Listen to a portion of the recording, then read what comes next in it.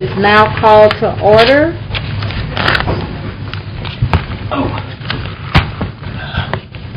I guess I'll do the roll call. Yes. Roll call, Mr. Spears.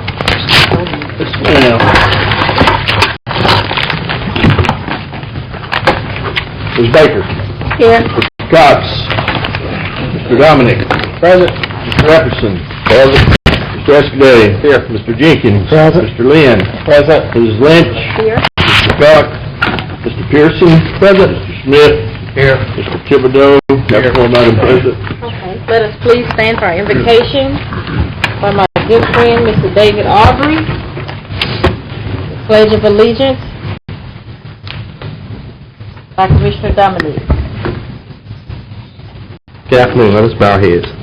Oh, gracious eternal Father, we thank you for this day. We thank you for the opportunity as members of this community that we have the freedom to once again come together to address issues for the upbuilding of our kingdom. Father, we thank you for Caddo Parish and all that it represents. We thank you for its leadership. We pray for our president, the vice president, the officers, the staff, and the members who are guided to make decisions for the betterment of this parish. Father, bless us. Thank you for the opportunity that we have that citizens can come and participate to share ideas that will help make our community much better. Father, as we go through this meeting, we ask that you just give us guidance, wisdom, and direction, that all that we agree on here today may be used for the upbuilding of our community. In Christ's name we pray. Amen. Amen. Face the flag and repeat after me.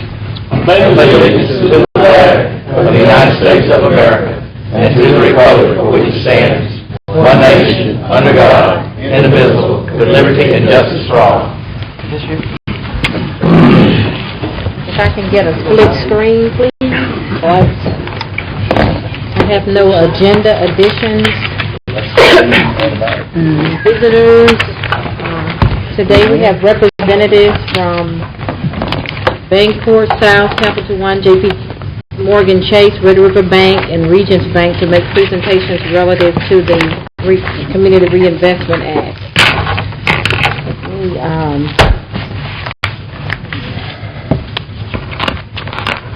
Mr. Willie Spears and Harold Turner. Are you all from the same bank? Same bank. Okay. Alrighty. If you could state your full name and the bank you're representing, please. Willie Spears, Red River Bank. Harold Turner, Red River Bank.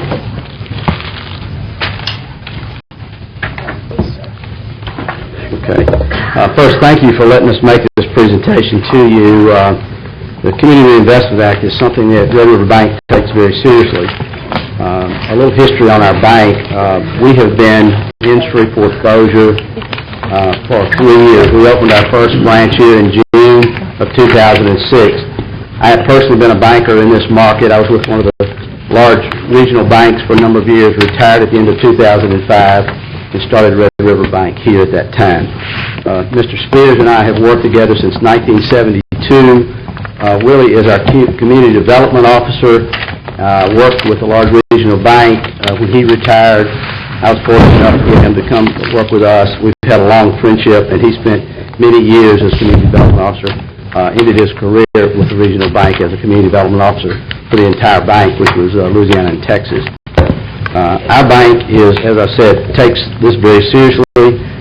We presented in the package a number of incentives that we've done with the community development. Housing is, of course, very important to us and something that we take very seriously. One of the things that we've done is I was chairman of the chamber in 2002, the Greater Shreveport Chamber, and had a study done that recommended a community development fund. Red River Bank invested $500,000 in that fund. We are the largest local investor.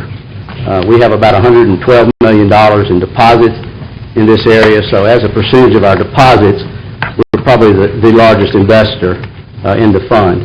We did this because we think that fund is going to be able to increase the low to moderate income housing. The first project has been announced. You probably read some things about it in the paper. It's Riverscape. We're looking at the financing on that in the next couple of weeks, along with some of the other banks in the area. That's just one of the things we've done.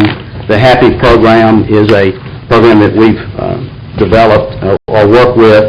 The SNAP program, which is the Special Needs Assistance Program, the Home Equity Leverage Program, the HELP program, and we're very proud to say that we're one of 32 banks in the country that's doing a program with small loans, which is something that a lot of the banks don't do, but we've chosen to participate in that program. Mr. Spears is one of the people in the country that has done a lot with this program, has had a lot to do with it. Another thing that we're proud of, and you may have read in the paper in the last week, is we started a thing called Kids Bank at two of the churches in the area, Praise Temple and Peaceful Rest. Judy Madison, who is our senior mortgage lender here, has been involved in this program. It's a program that had traditionally been in schools, but Mr. Spears took it to a level and got it in the churches, and I think we're probably the only bank in the country, if not one of the very few banks in the country, that offers this program. We think that teaching financial responsibility at an early age is very important to young people, and we spend a lot of time doing that. One of the other things that we do is the IDA program, which is the Individual Development Account.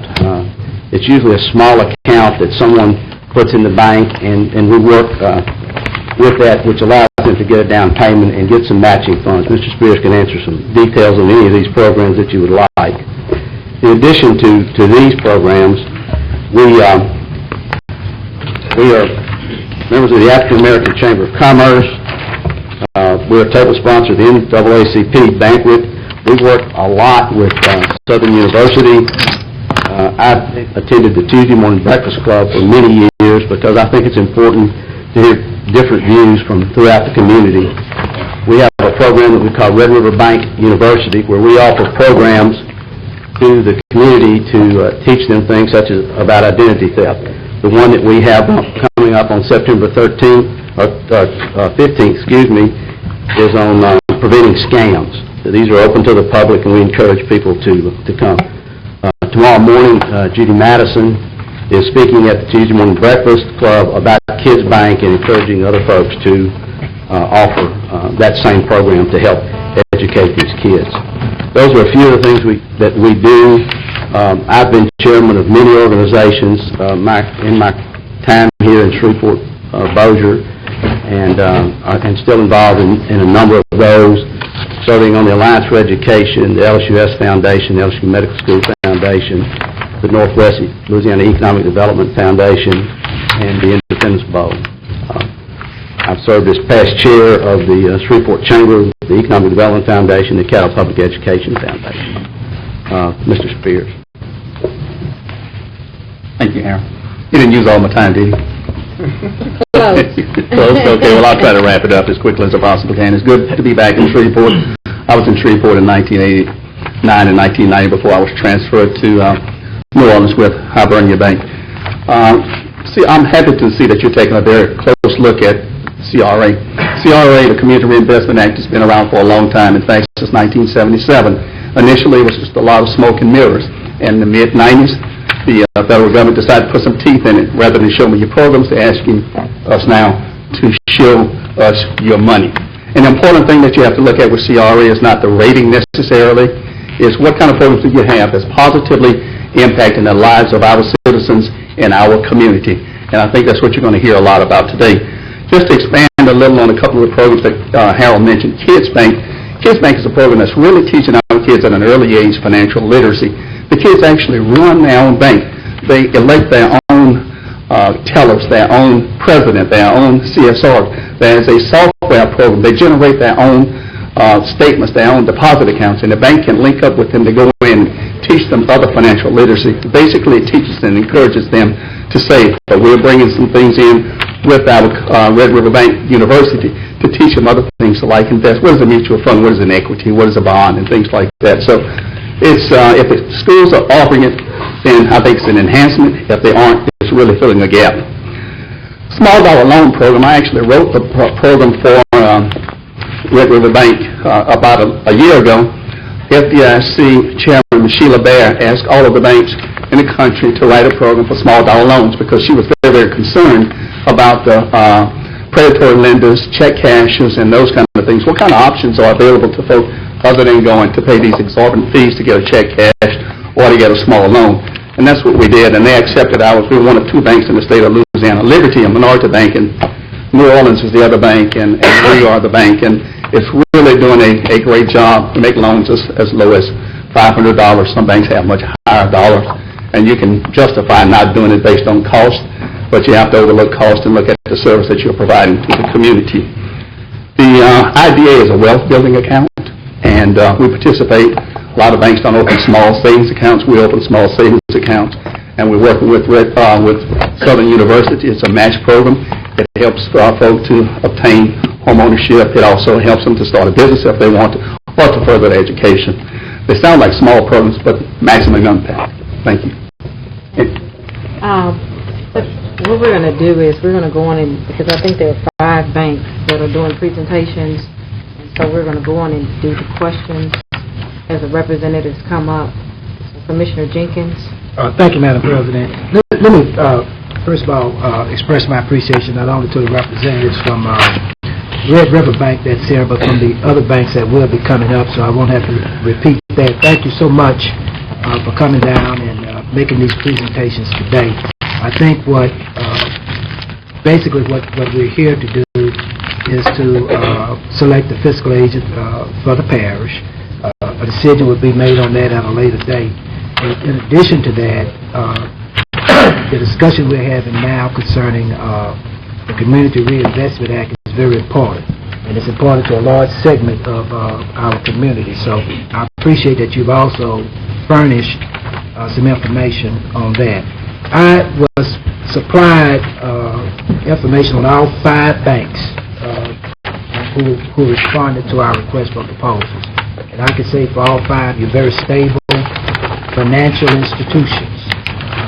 And I think that you are suitable and can handle the responsibilities, in my opinion, of being a fiscal agent. But, a part of my decision is going to be based upon something beyond just your books, okay? And that's what we're talking about today.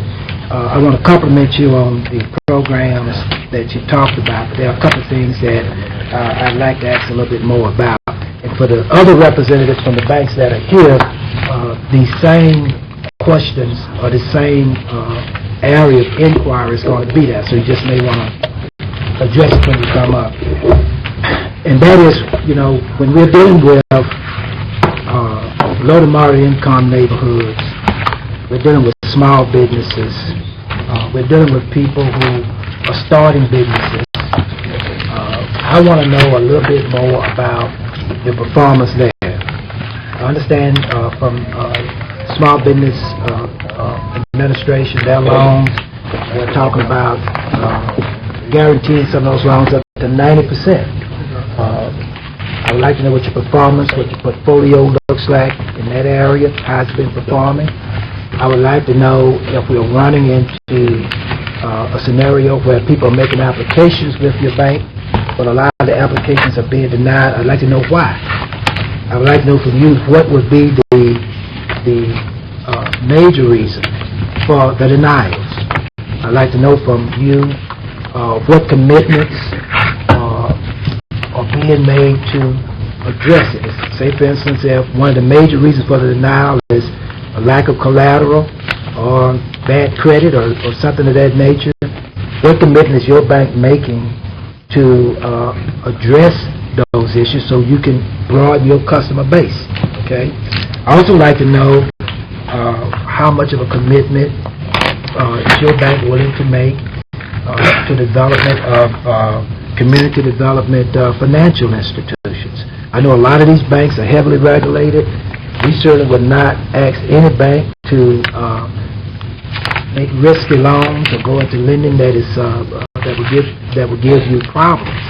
But the reality is you have a lot of small businesses that are not going to meet the traditional criteria of having a lot of collateral or having the kind of credit history that's going to give them those marks that you're looking for. And what are we doing in those areas to try to address it? How much of a commitment are you willing to make if you are the successful proposer? Because we're going to follow up with this. Whoever's selected, unfortunately, only going to be one. We're going to follow up with this because I intend to call a meeting of my committee if you get this, if you're selected, to follow up on your commitment to helping in the areas of low to moderate income, especially with small businesses.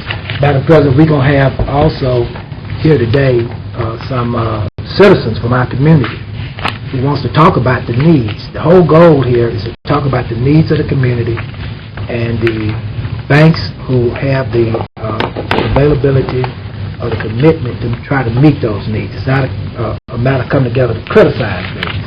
We're trying to see if we can work together and where your institution can help people who have needs. So with that in mind, I want to know, and I want to hear from everybody come up here, how is your small business loans? How's that portfolio performing? What is the major reason for denials? And if you've been able to identify what those reasons are, what is your bank doing to address it? That's one thing. Secondly, I would like to know what kind of commitment are you willing to make, if you're willing to do so today, towards helping with community development financial institutions. Carver Federal Credit Union is trying to put something like that together. I know it may be difficult for banks to go into some of these areas and lend, but if the right mechanism is put into place where an institution like that can make loans that you can't make, how much of a commitment are you willing to make to that effort? So those are some of the areas I'd like to hear. If you will, Madam President, let me address the Community Development Financial Institution, and then Harold will follow me with the portfolio. The Community Development Financial Institution, commonly referred to as CDFI, that's the U.S. Treasury Department program. But before, let me preface that by saying there are three types of exams that a bank, primary exams that a bank have to deal with. One is faith and soundness, and the other one is fair lending, and the other one is CRA. Faith and soundness actually has a lot of regulations that prohibit banks from making certain types of loans. Does that necessarily mean that all the loans that come that are denied are bad? No. And this is where the CDFI comes into play. The Treasury started this program some years ago, and the program was developed to provide capital and credit to underserved communities. And I was involved with developing one in New Orleans. And basically the way it works is that there are two programs. One is you get a technical assistance grant that will help someone like Carver to develop it. They decide most of the, and there's a strong focus right now on using credit unions that have been primarily there to take deposits and for savings accounts. But now those credit unions want to expand. They want to get into the lending business. How do we get into the lending business? So you have to come up with a business plan. A lot of them do not have the money, the capital to do a business plan. So you apply to them, you get your application approved to do the business plan. And then once your application is completed for your business plan, the next phase is to get matching grants from the U.S. Treasury Department. They'll match dollar for dollar, like kind, on the deposits that you can raise on a local basis. The one I have developed in New Orleans, I think we raised about $2 million. Ultimately, we ended up about $4 million. And it can come in the form of investments. It can be in the form of, let's say, some bank may want to do a long-term loan. I'll give you a line of credit up to let's say $200,000 over a certain period of time at 2% interest. That's what the Treasurer will do. Or if you say, I'm going to put $2 million in, no interest, the Treasurer will do the same thing. And the banks can also participate by providing technical assistance because a lot of the credit unions do not have the expertise with developing investment policies, loan policies, and doing economic forecasts and those kind of things. So it's a very, very good program. I've seen it work. I've been the chairman of the board of the CDFI, and I know it can be beneficial to the community. And I can speak for Red Road Bank. We'll certainly be willing to work with Carver or any other organization in the community. As far as our portfolio, remember, we've only been here 3 years, so we're not turning much down that makes sense. We're trying to make every loan we can. We are a community-owned bank that operates in Alexandria and Shreveport, so we are very much involved with small business. We're not able to compete for the large business that the larger banks do. So this is our bread and butter, small business lending. We work with the SBA, we work with the USDA, and look at all those loans. The primary reasons that we're seeing loans that are turned down are lack of capital and collateral. Those are the two things. And in the economy right now, the way it is, it's difficult to step out and do some things with the uncertainty that's in the economy. So since we've been in business about half the time here in Shreveport, the economy's been in pretty tough shape. So to say that loans are going to be turned down for those same reasons going forward is difficult because the economy makes such a difference. But safety and soundness is something that we have to do to stay in business.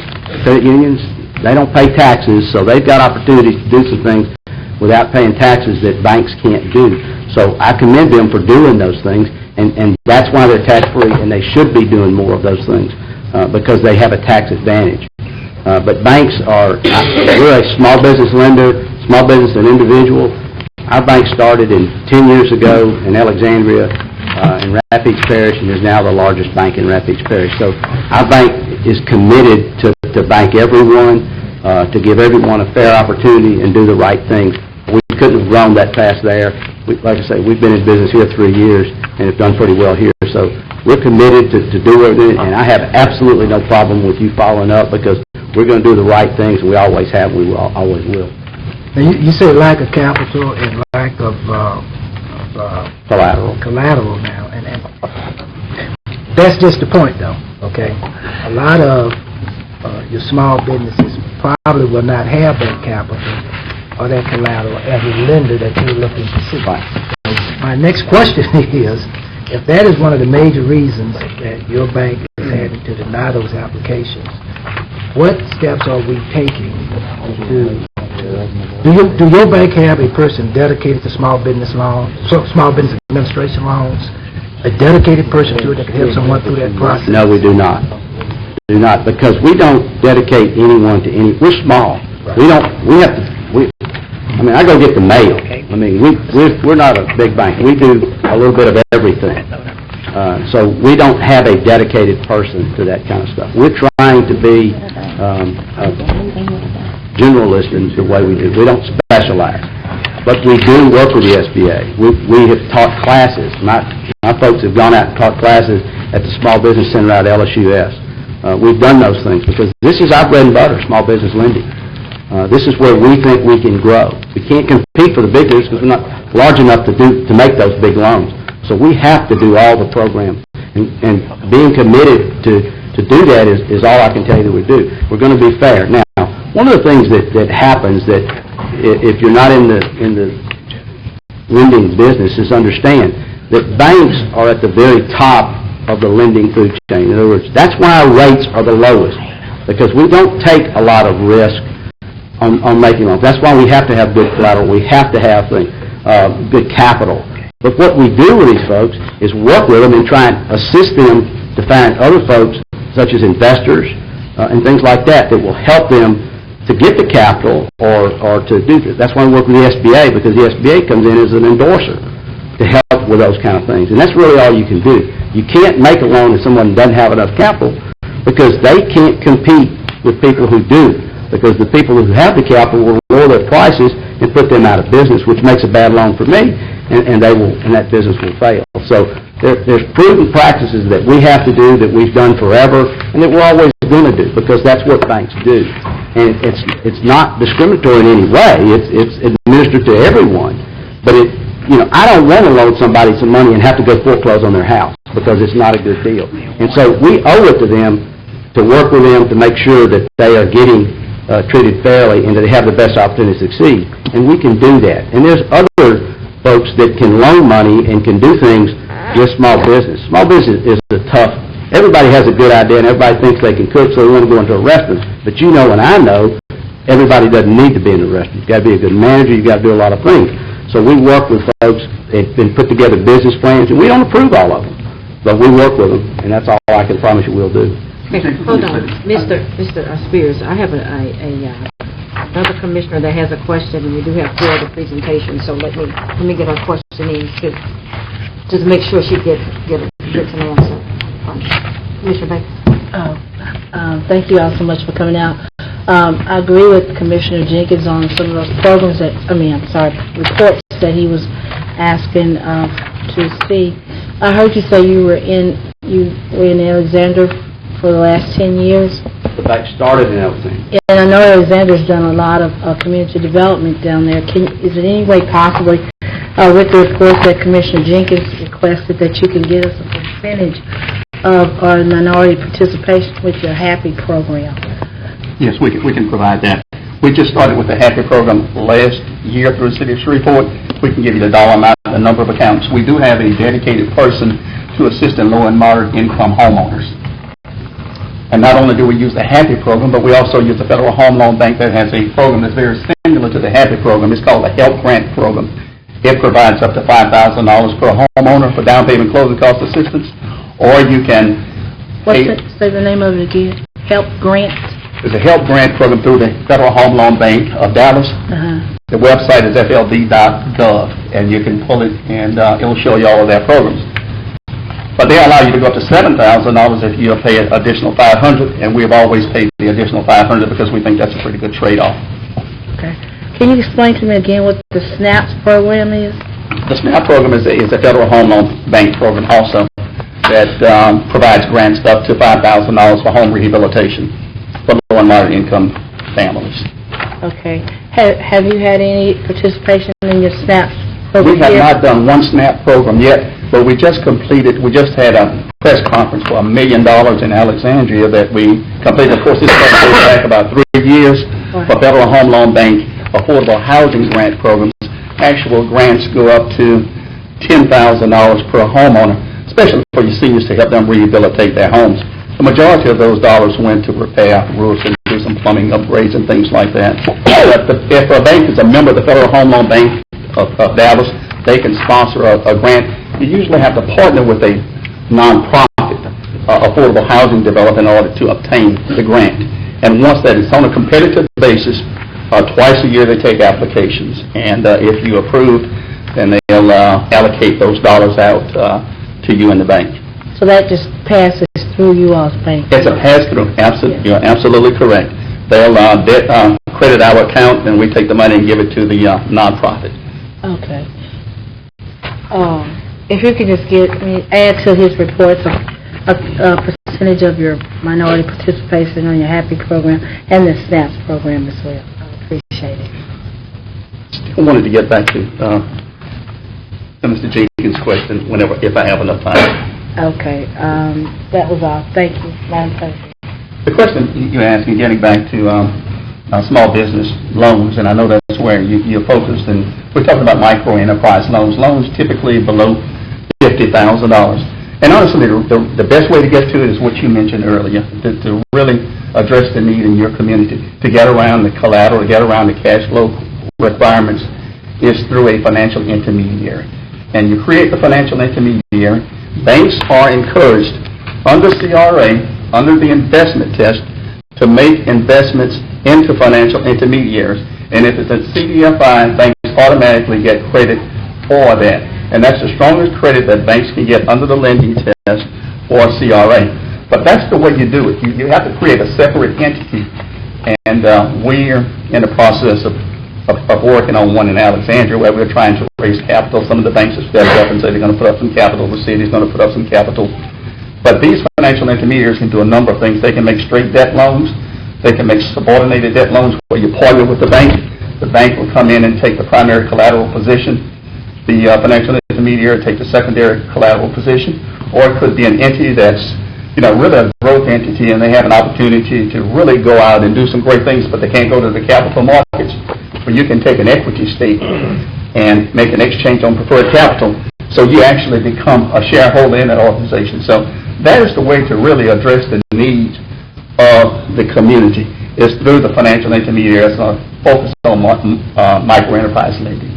Fantastic. And the Federal Home Loan Bank has one other program, and I've only done one, and it really took a long time, but it's called the EDP Plus grant, where they'll make a grant up to $20,000 for a small business.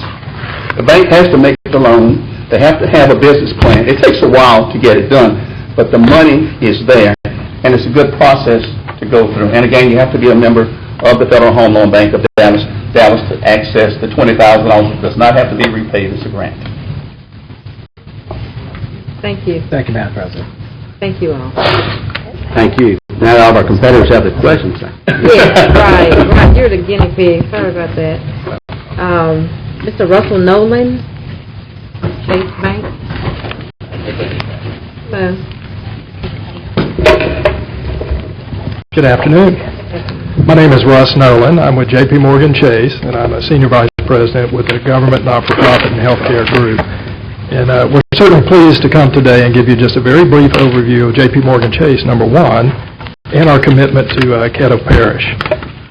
J.P. Morgan Chase is a leading financial services company. We operate in over 60 countries.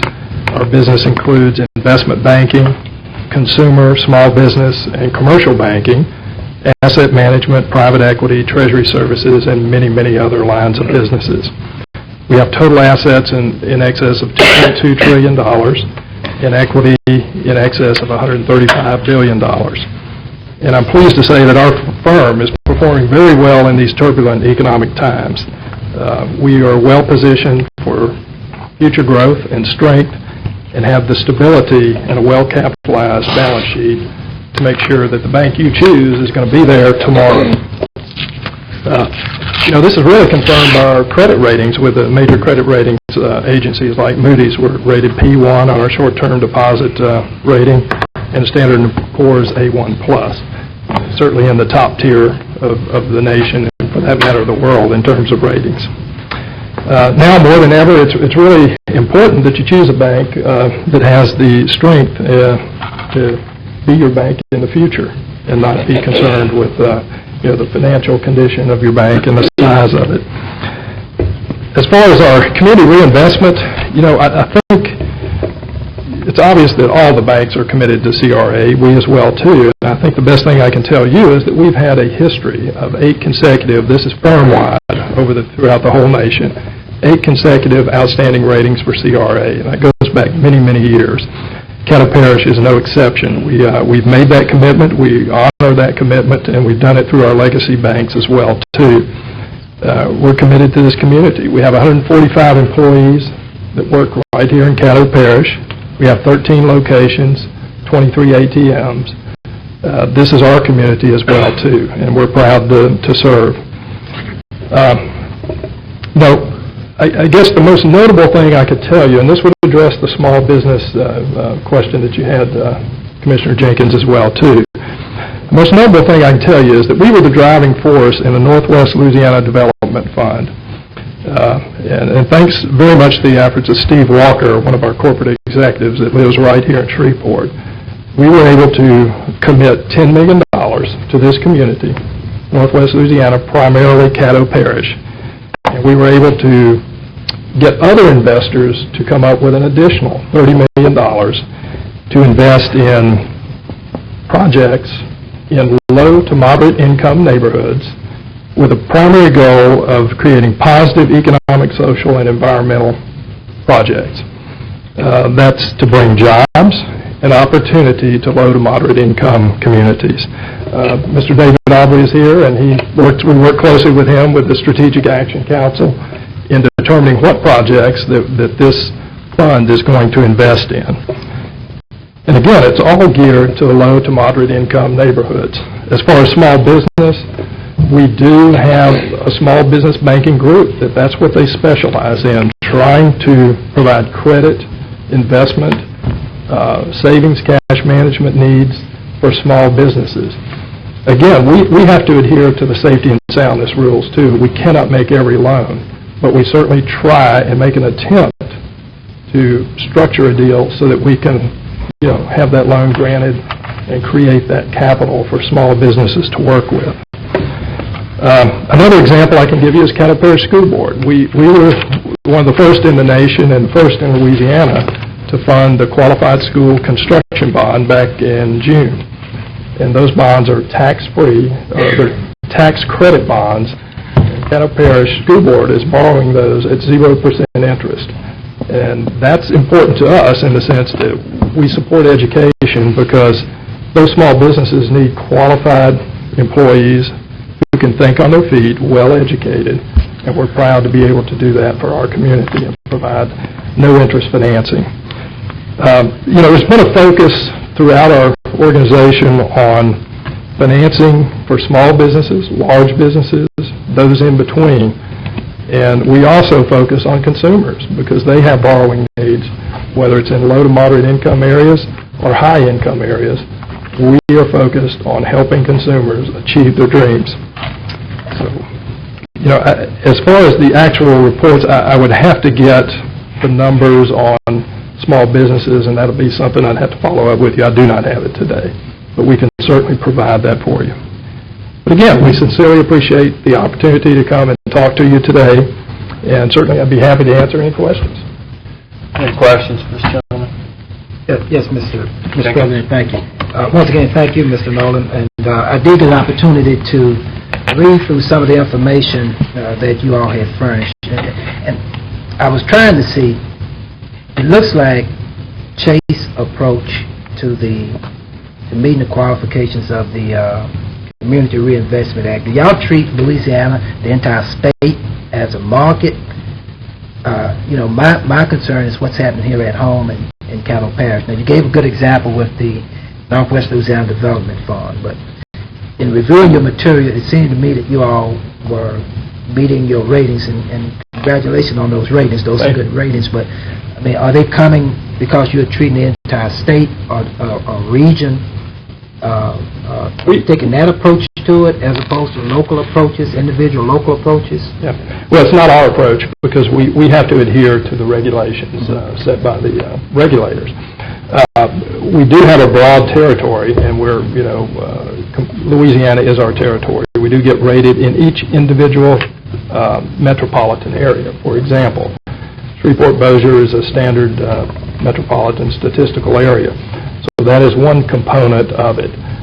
Monroe, Washington Parish is one. New Orleans is one. The combination of all those may roll up into Louisiana, but we have to adhere to those standards statewide right here in Caddo Parish. And while you may see kind of an overall rating, I assure you it applies to each and every community in which we operate. How is your Small Business Administration loan portfolio performing? It's performing well because we are probably the largest provider of small business loans in Texas, Louisiana, and Oklahoma. How much of that involves loans that may not have the traditional persons who have high collateral, good to excellent credit? How much of that, focus in on that, but how's that performing? How much? Virtually 100%. If the individual applying or the business applying had the capability to do it without SBA, we would do it without the SBA guarantee or the 504 program or any of those support mechanisms that SBA offers. So I would say virtually all of those. What about those who need SBA? How are we performing those? SBA come in there and guarantee some of these loans up to a certain percent. How well are we performing with that? Because generally that's where you're going to find someone. The historical performance? I beg your pardon? The historical performance of SBA loans, is that what you're talking about? Both historical and current, if you can tell me. I don't have that information. You don't have the current I have to provide it later. Historically, Our experience has been very good. I just don't have the statistical data to tell you that right now. is that something you could furnish to us? I think we could. You need to try to get it to us over the next couple of days. We're going to be trying to make some decisions about this on Thursday. Let me ask you this also. You talked about consumers. I'm glad you brought that up. Which direction will Chase go on a scenario where we have people who apply for loans or consumer loans? Generally what happens if they don't have the credit score, they get a letter in the mail and just say you've been denied and check with the credit bureau or something like that. Is Chase going the extra step to maybe look at why this person's credit score may be down? Because sometimes you can only have a few little scars on there. It's not an open wound sometimes. And maybe putting a mechanism in place that can address what those problems are so that person can qualify to get along with Chase?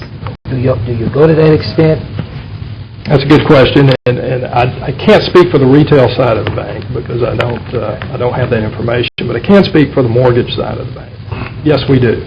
And we have programs in place where if you do not qualify for a home loan, for example, we have a toll-free number. We can assist clients with the way to repair their credit or manage their finances so that they could obtain down payment money and qualify for a home loan, and numerous programs of that nature. But I think the bottom line is a bad loan or a loan that cannot be repaid is not good for the consumer, it's not good for the bank, it's not good for the country. This mortgage crisis that we just went through is a classic example of that. And I think safety and soundness is always going to be paramount. There's no way to put safety and soundness ahead of making loans. It's just fundamental in banking. Right, and of course, certainly we want to try in every way we can to qualify everybody we can. and we're not suggesting that, but like I said, okay? We're not wanting to get into anything here that's going to be a bad loan, okay? What I'm saying is, sometime out there on those fringes, people who just simply need someone to take a closer look at why they were denied. Sometimes it's just a couple scars there. And my question was, and I understand from you, you may not be the person to answer that today, but what I would be interested in knowing from Chase is, we'll go a step further to take a look at why this person was denied. Is it something that can be straightened up in their credit?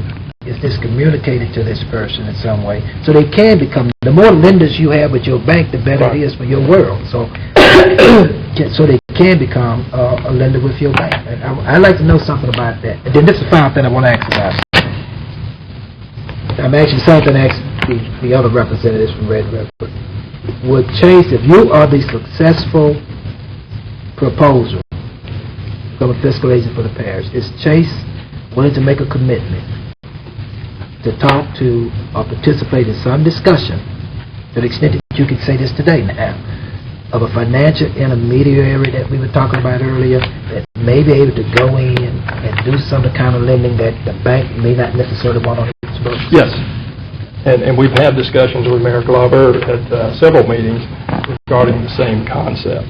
Okay. I can't make the commitment as to how much or when or all the dollars, but yes, we would be highly interested in doing so. And quite honestly, we put our money where our mouth is. That's why we put $10 million in the Northwest Louisiana Economic Development Fund. Absolutely. Thank you, Mr. President. Are there any other questions? Thank you very much. Thank you. Before I call the next person up, I'd like to just clarify that my colleague, Mr. Jenkins, says we a whole lot. I think he means he. He's the only one asking the questions, so, I think if anybody else has some comments or some concerns, they'll address them directly to you. Next we have Ms. Tammy Young from Bancorp South. Please come in, state your name, and proceed. My name is Tammy Young. I'm with Bancorp South. I am Vice President and Treasury Management Sales Officer. I do not have our CRA officer with me, and so I apologize. I'm not going to be able to answer a lot of questions. I'm taking a lot of notes, though, so that I can go back and get her full report for you. We have, in each one of our regions, we're over 8 states. We have 290 offices, over $14 billion in assets. In each one of our community regions, Shreveport being a community region, we do have CRA officers who are charged. We've gotten satisfactory in our last 2 ratings. I know we participate in a lot of community participation, SBA loans. I know we do a lot of that, but I am not versed in all that. And I'm so sorry. You really have nothing to apologize for. Well, there was some miscommunication, and I was unable to obtain her and get her to come once with me, again, so. you have absolutely nothing to apologize for. I appreciate your presence here today, personally speaking. As my president said, I'm speaking personally, but Right. At the same time, Right. I think I bring to the attention of these banks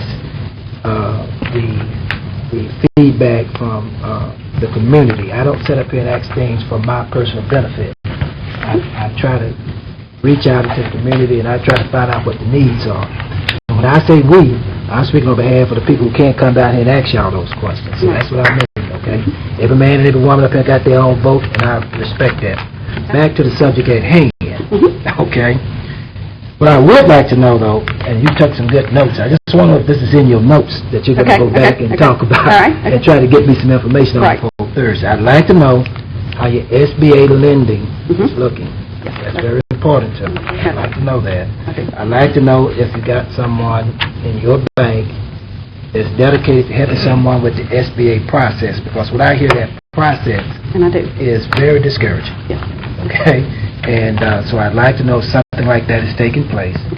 I'd also like to know if Bancorp South is willing to make a commitment to a financial intermediary that can maybe address some of the lending problems that you may not necessarily want on your book. I say to you and to all these banks here, we're not suggesting taking risks and making bad loans. We are talking about what we can do to help people, though, and to hopefully broaden your customer base.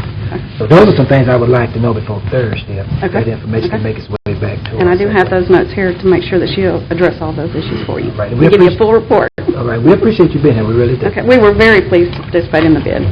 Thank you, Mr. President. Thank you. Any other questions? Okay. Next we have Ms. Tara Dickel from Regions Bank. Charlita.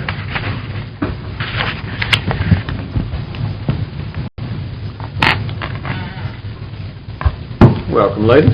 Good afternoon. I'm Charlita Cloman. I'm the Community Affairs Manager and CRA Officer for Regions Bank, and I really appreciate an opportunity to come before you and talk about our commitment to the community. I had a PowerPoint presentation that I couldn't put up. They didn't want to take too much time. First of all, I would like to give you a little background information about Regions Bank Financial Corporation. We're headquartered in Alabama. We serve customers over 16 states across the South, the Midwest, and Texas. We're one of the nation's largest full-service providers of consumer commercial banking, trust, securities, brokerage, mortgage, insurance products and services. And on the investment side, we have security brokerage, trust and assets management, Morgan Keegan Company, which provides services for more than 300 offices. Excuse me, I'm a little hoarse today. We have over $153 billion in assets as of July of 2009, $94 billion in deposits as of May 2009, approximately 1,900 branches and 2,300 ATMs, more than 30,000 employees. We've invested $14.2 million in charitable contributions in 2008. Our employees have volunteered over 100,000 hours in 2008. And in our footprint, we're in Alabama, Arkansas, Florida, Georgia, Illinois, Indiana, Iowa, Kentucky, Louisiana, Mississippi, Missouri, North and South Carolina, Tennessee, Texas, and Virginia. We just recently had our CRA examination, of which we were rated satisfactory through the Federal Reserve Bank of Atlanta. Our lending test, we scored high satisfactory. Our investment was outstanding. Our services test was high satisfactory. One of our commitments we've made to the community is $100 billion over a 7-year period. When Regions Bank and AmSouth merged in 2007, our goal was to meet aggressive lending targets in small business, HMDA, Home Mortgage Disclosure Act, community development lending over a 7-year period. We've exceeded that goal thus far. We were at $40.4 billion, which puts us ahead of schedule for our $100 billion commitment in a 7-year period. We've done that through $16 billion in community development loans, $15.8 billion in CRA and small business loans, $8.6 billion in low to moderate income loans, including home equity, lines of credit, Morgan Keegan, mortgage revenue bonds for low-income individuals. We've had challenging times, I'm sure everyone will agree with that, over the last year or so. And Regions still supported our community during those challenging times. I do have a quote here from our chairman and president, CEO, Dow Ritter. During these challenging economic times, it is more important than ever for the private sector to provide sustained investment in people and communities for the long term. At Regions Bank, we continue to support projects that drive economic development, strengthen small businesses, and help people manage through tough economic times as we fulfill our 7-year, $100 billion commitment to the communities where we do business. During those challenging times, we've gone out and expanded some of our programs.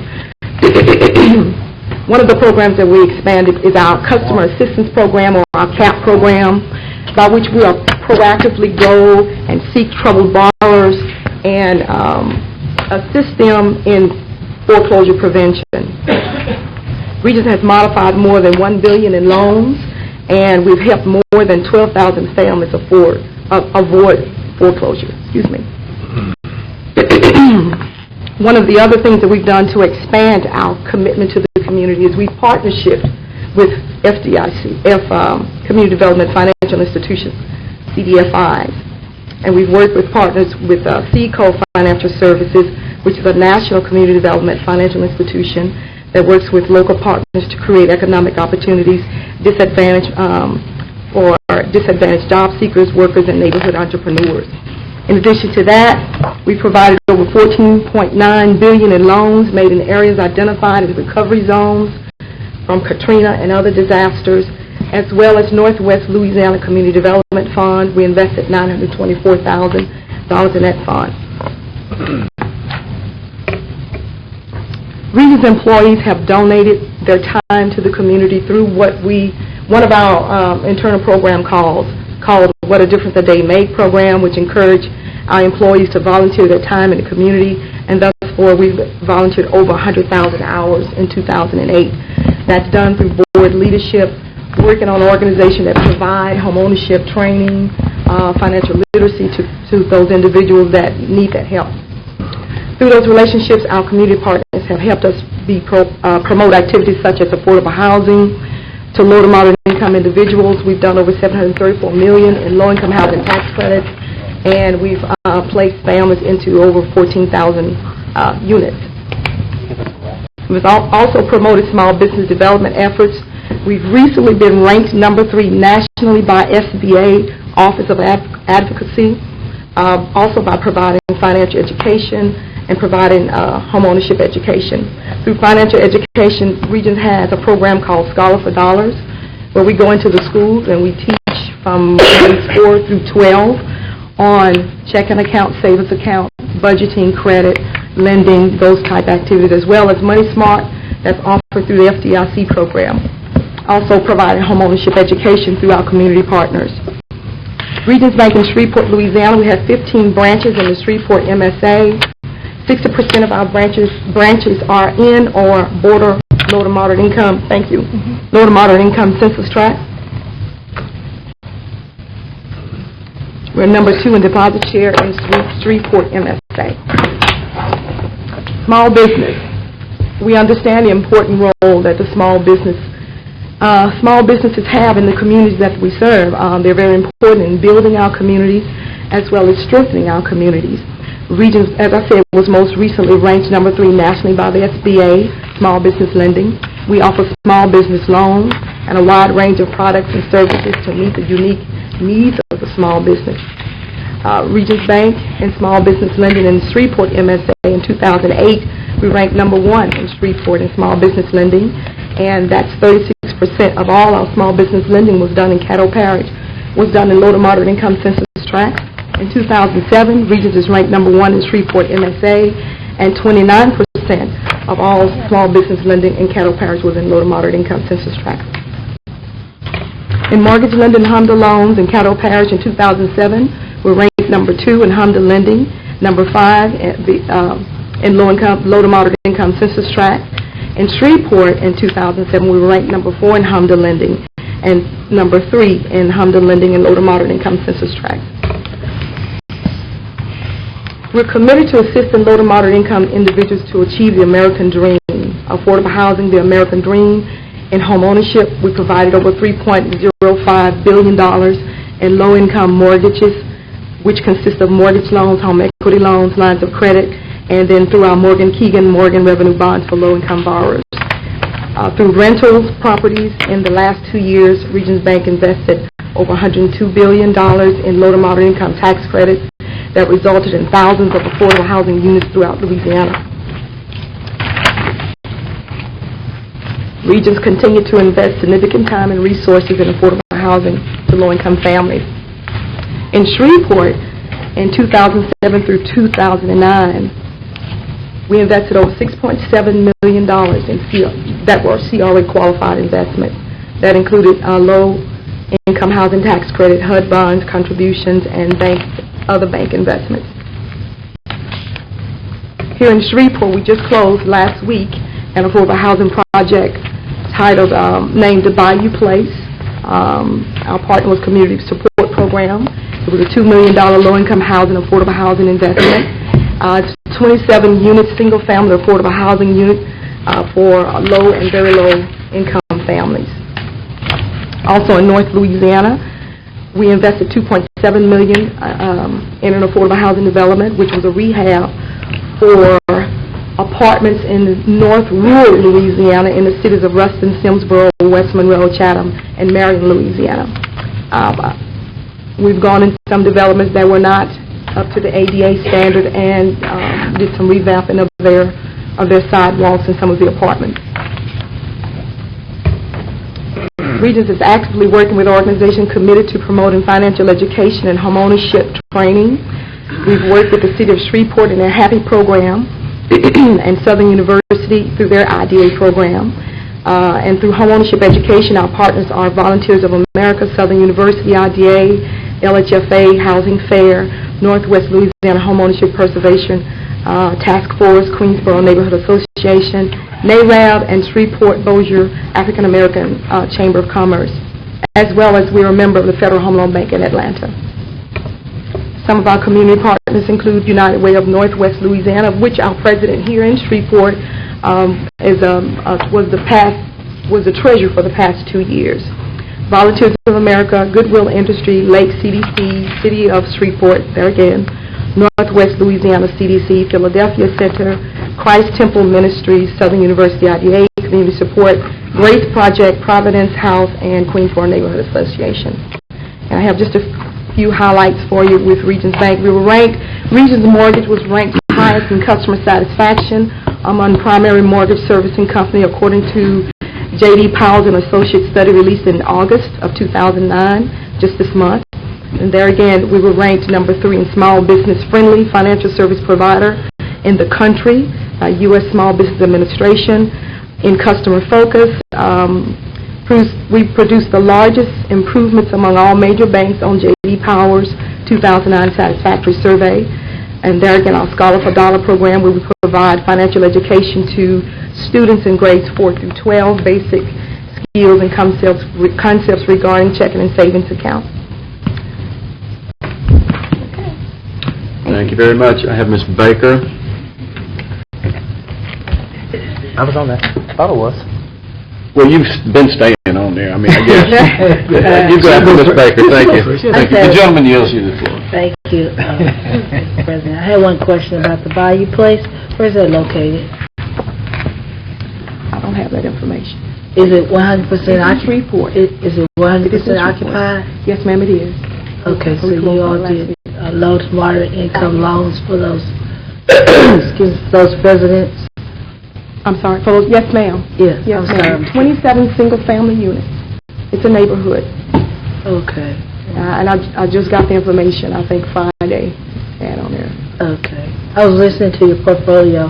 I see that you all have a great presence in the community, especially with some of the organizations that you named as your partners. Yes, ma'am.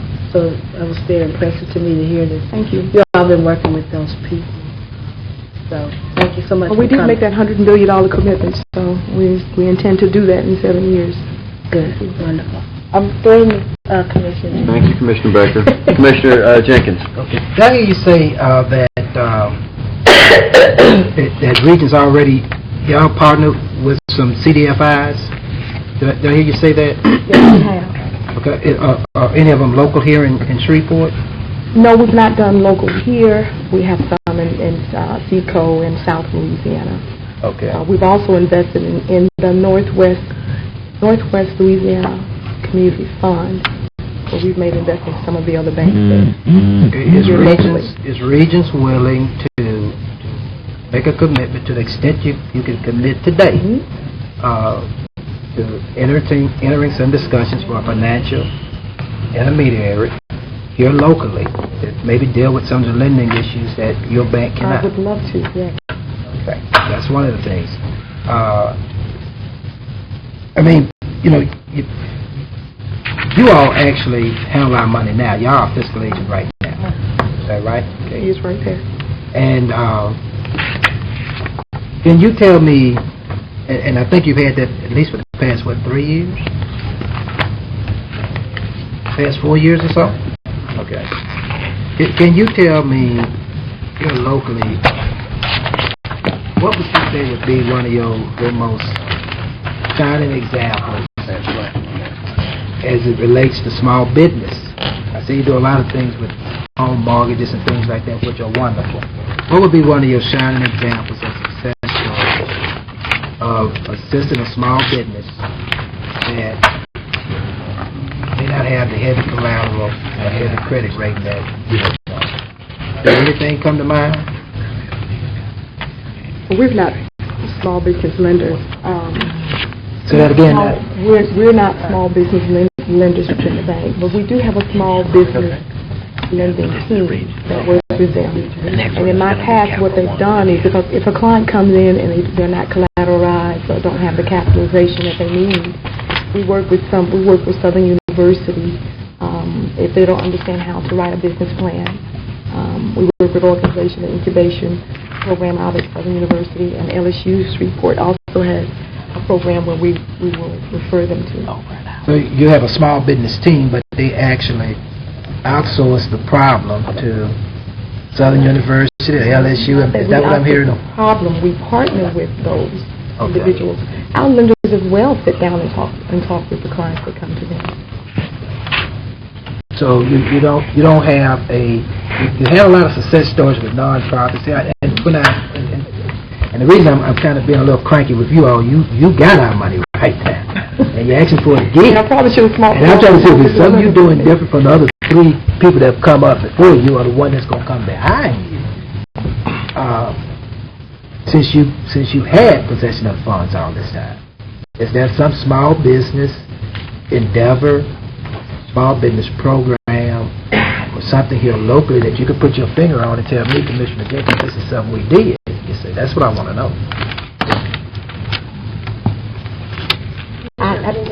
If you don't mind, I'm in treasury management sales actually for the bank, so I'm and used to be a lender, but we do have a dedicated line of business for small business lending. It houses 5 lenders here locally that have been in the banking business for quite some time, and of course every situation is different. I used to be in SBA lending for the bank many years ago, and in a case where a borrower comes in, we will help prepare cash flow projections, business plans, etc. We do provide as much assistance as we can. Do you lend money on that though? Do you ever get to a point where you lend them some money? It is a situation by situation case, so it really depends on the individual, what the venture is. Certainly, there's certain risks associated with any type of industry, so we do have to weigh it. I think for us, kind of hit the nail on the head. We're about safety and soundness. We are, of course, a for-profit organization that we have to report to our shareholders, but we certainly take a look at each case that presents itself, and we do everything we can to make a business decision to lend money to individuals or to the small business or the startup companies, etc. It just is a case-by-case basis. Do you have something that you could furnish to me, some report or something that you could furnish to me before Thursday that can show me what your performance is with those small business loans? Yes, sir. Some kind of success rate with them, because I'm very interested in knowing that, because you got the upper hand here a little bit, so we need to make sure that commitment that we're looking for. You know a lot about what somebody's going to do in the future based on what they've done in the past. Having said that, I think you made a very impressive presentation here today. I'm not trying to dampen that. I think you got a very strong president who's done a lot. Okay? It's a big bank, and to whom more is given, more is required. That's the bottom line. We just want to see that, okay? All right? Thank you, Mr. President. Madam President. Sorry. I know you're not a new one. is it the wig or what? People are having problems with this. You're not sitting there when I turned around. Thank you. Commissioner Cox? I just need to get y'all's names again because I didn't get in it.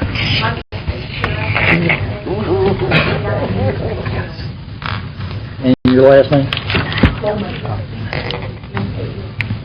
Still over here.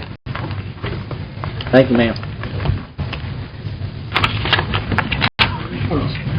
Okay, Mr. Keith Bergeron and Lydia Jackson, Capital One Bank.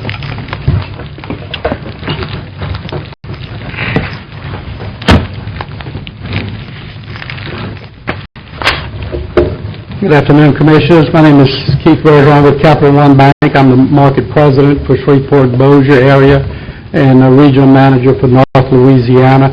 I just want to make some opening comments and then let Lydia address some specifics.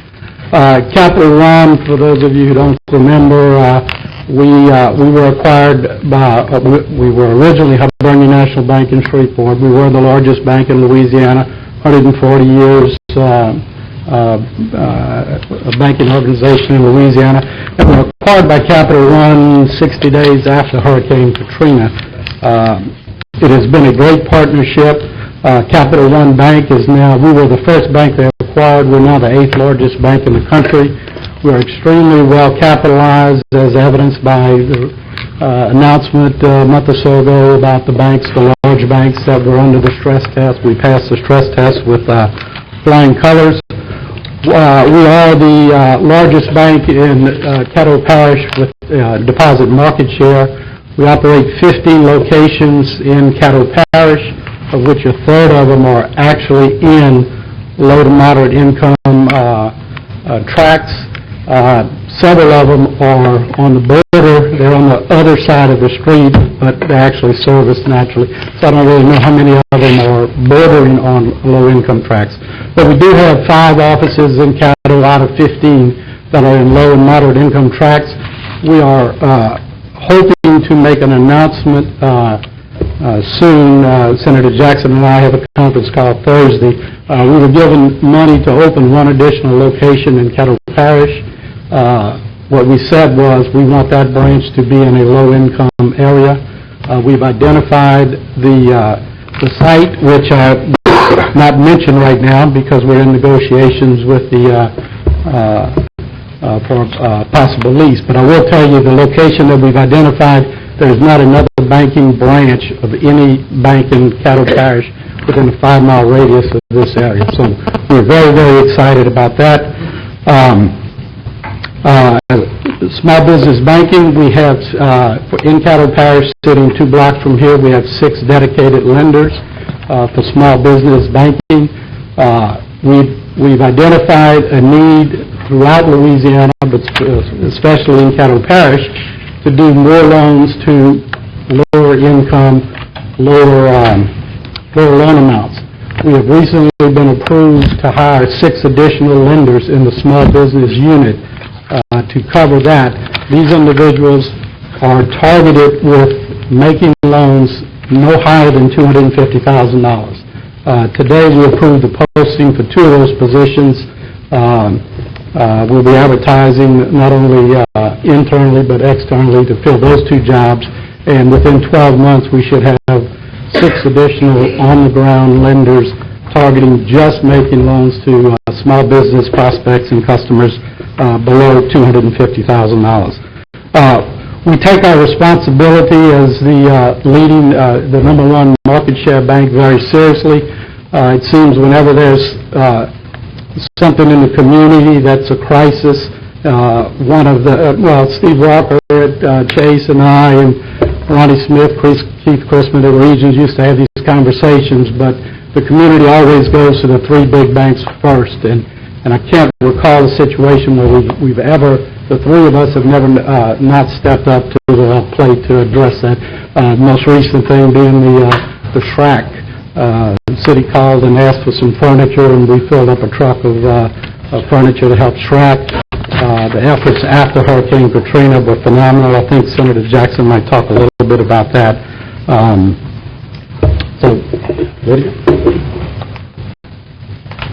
Thank you. Good afternoon, Commissioners. I'm pleased to be here to share with you some of Capital One's commitment to community development activity.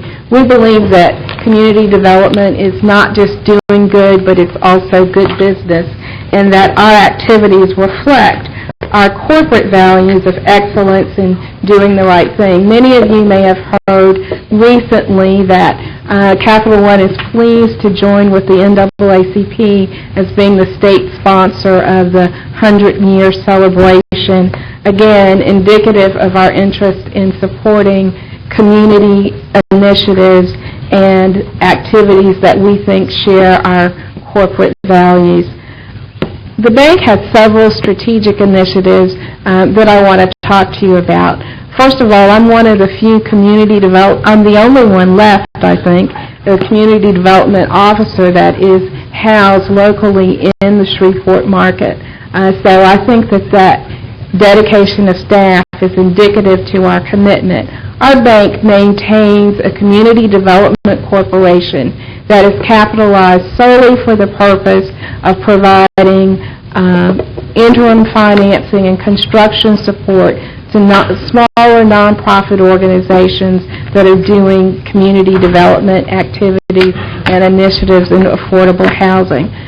We're pleased with our array of community partners and are proud of the long-term commitment that the bank has made through capitalizing the Community Development Corporation and its investment in staff and technical assistance to community development groups throughout the state that are engaged in affordable housing activities. In addition to that, there is a community development finance section of the bank which makes larger investments in community development activities.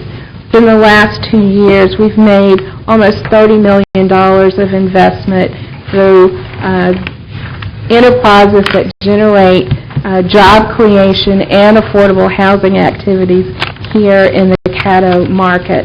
Now, there's been a lot of concern and question about small business lending. Represented in this market, we've made about almost 3,000 small business loans in the Caddo market. Those loans average about $38,000, which is indicative of the fact that those loans are going to smaller businesses who are kind of the bread and butter small business that drives our economy. Of those 2,800 loans that we've made, 32% of them have been made to businesses that are located in low to moderate income census tracts.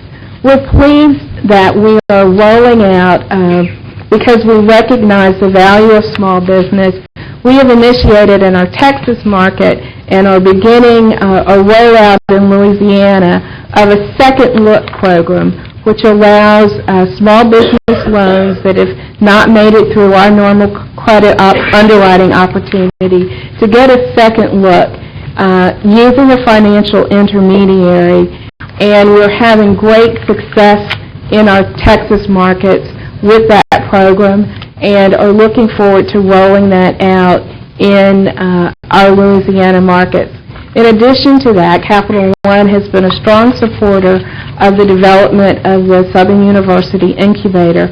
A couple of years ago, we financed an endowed professorship at Southern University in our School of Business, and with the opening of the new incubator, we hope to offer some additional support and services to the customers of that incubator, as well as we have provided an investment in Southern University's micro loan program, as well as the African American Chambers Loan Program, which are smaller startup micro loans to those constituents. We like to offer lots of services. We have a strong investment in education in this market. In a few months, we will be pleased to unveil, again, another nationwide Capital One initiative that we have brought to Shreveport in conjunction with the Heart of America Foundation, and it's called Redesign, and we're really excited. We were completely remodeling the library of a school selected in conjunction with the Caddo Parish School Board, and we have it's kind of like extreme makeover for school library, and we'll be inviting all of you to attend that event, which I think is, again, an investment not only in the capital structure of that school facility, but in the lives of children with a tremendous event and book giveaway. Keith talked to you about our branch distribution, and we like to consider ourselves leaders in community development. I know that this body has certainly come into a stroke of good luck as opposed to some of the other government agencies, and you've been deluged by requests from the nonprofit sector for services and assistance. As part of our leadership role and as corporate givers, we recognize that these were extremely tough times for nonprofit organizations throughout this community. And so starting here in Shreveport, Capital One partnered with the Louisiana Association of Nonprofit Organizations and the Shreveport-Bossier Community Foundation to do a needs assessment and to kind of try to detail the impact that the recession was having on nonprofit organizations. We were proud to first publish that work starting here in Shreveport in the Caddo-Bossier area as a survey of nonprofits. That work got tremendous interest, and we then invested in a statewide survey which is being modeled all across the country now as a kind of picture of what nonprofit organizations and how they are weathering these financial storms. I'll be happy to share that work with your body, as I know you are contemplating some future investments in those organizations. We provide a variety of community support to nonprofit organizations. As you can tell, we're all banks. We all have checking accounts. We all provide loans. And we all provide basically the same array of services. But we like to think that we're a leader, that we are big enough to have the resources to serve, but we're still local enough to be aware of community needs and to be here on the ground and responsive to those needs. I'm going to stop now because I know Mr. Jenkins, among others, has questions. This is old for you, correct? Mr. Cox, have your name up. It's old. Yes, ma'am. Okay. Commissioner Jenkins. All right. Thank you, Senator. You made mention of the fact that I think in Texas you all Capital One is already working with like a financial intermediary, Right. and you plan on bringing that into Louisiana. Absolutely. You should be getting an invitation in the mail, and we're working collaboratively with our other bank partners to create a micro-enterprise loan pool that will support small businesses. But internally in our operations, our business lenders will be routinely providing to this intermediary a chance to look at our denials. And this intermediary has a tremendous track record, but they're still small enough and they're not a bank, so they don't have all the regulations, but they can still do, take in the old 3 C's of banking and look at character and some other things in making that loan decision. Yeah, I was trying to be certain. Is that going to be something here locally here in Shreveport area? Yes. Okay. Thank you, Madam President. Commissioner Thibodeau? Yeah, I know that some people had to leave, but basically, my fiduciary responsibility, I think, is to the soundness of the bank that we put our money in, to the return that we will receive as the holder of the taxpayers' assets, which in this case is gratefully some oil and gas money. And the community development that takes place in all the banks is very important, but to me, the most important thing is the soundness of the bank and the return to the commission. I think that's primarily what we are responsible for in the money that we put into any bank or any banks. So that would certainly be my number one item that I would look at would be the safety and the soundness of the bank, the return that the taxpayers in Caddo Parish will receive, and then if everything else is even, then certainly the community development is important also. Thank you. Commissioner Epperson? I didn't have a question for the last respondents. I just had a comment. If no one else had a question for me. Let's see, we had 5, right? Red River, they still here? Chase, J.P. Morgan Chase still here? What?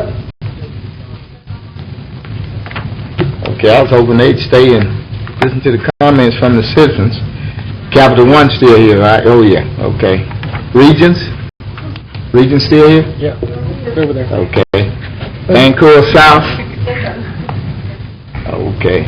All right, so who was that left? Okay. Well, that was my concern, Madam Chairman. I just was hoping that everyone that participated in the proposals and the presentation would stay here and listen to the comments from the citizens. Thank you. No other commissioners? Need a motion to suspend rules to allow visitors? So move. Second. Since it's just us, I'm going to do that without exception. Okay. Miss Adrian Davis?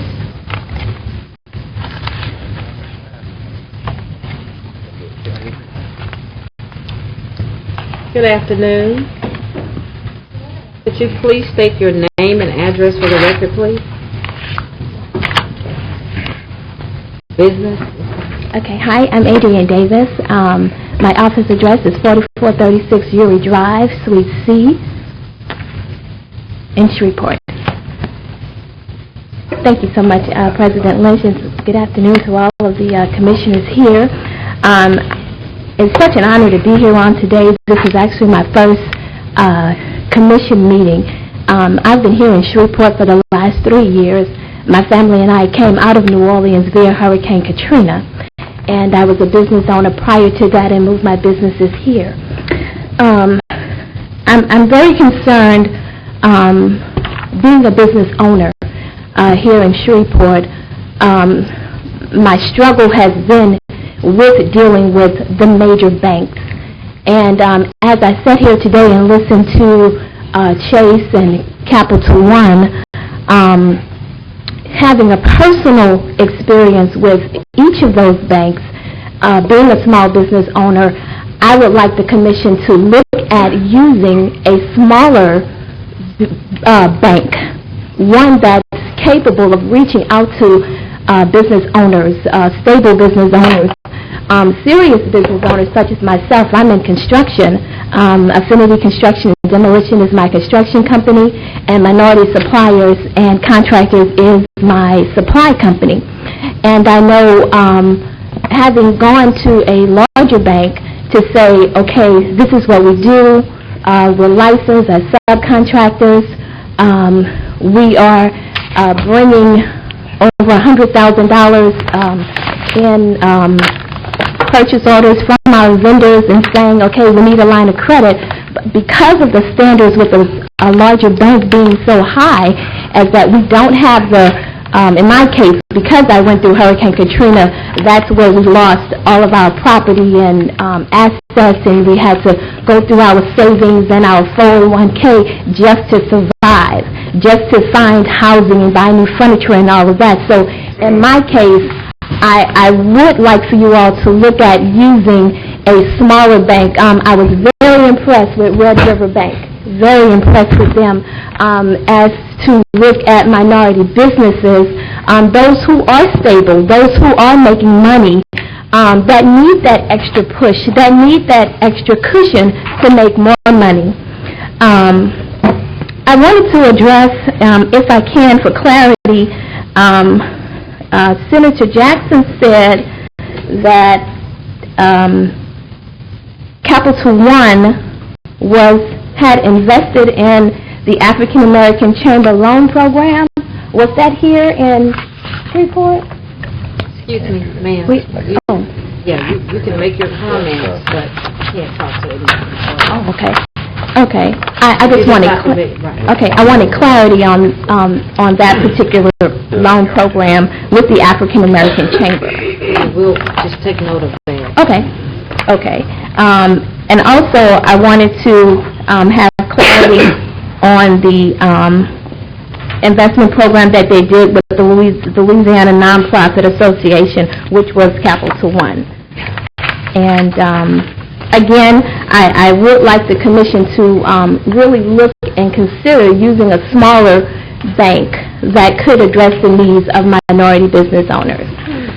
Thank you. Thank you. Mr. Frederick Henson?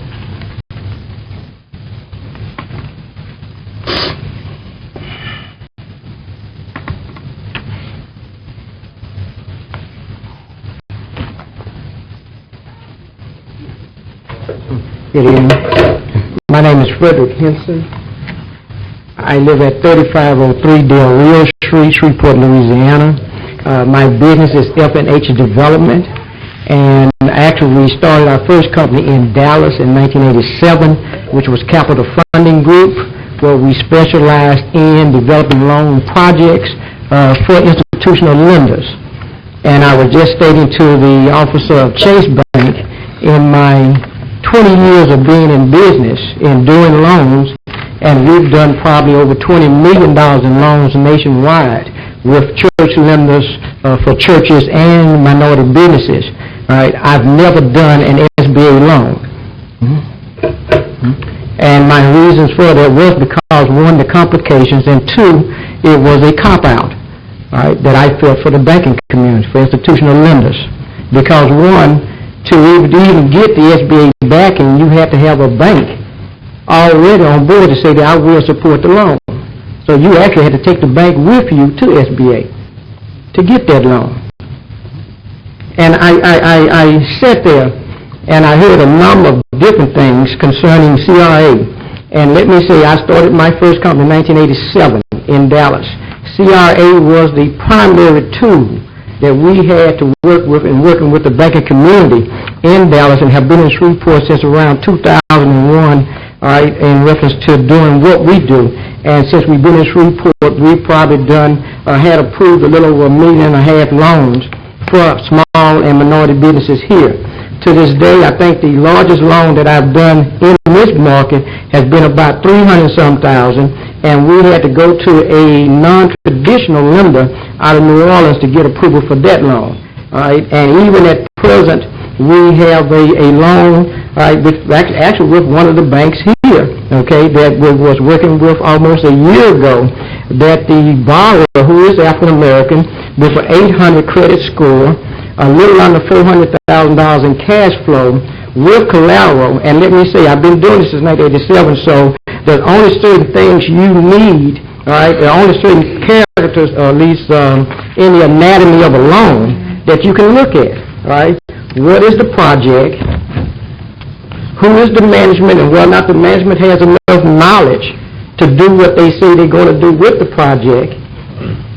Whether or not the project is legal, the management of the business is actually legal in terms of whether it's licensed or legal, whether it's state, local, or federal.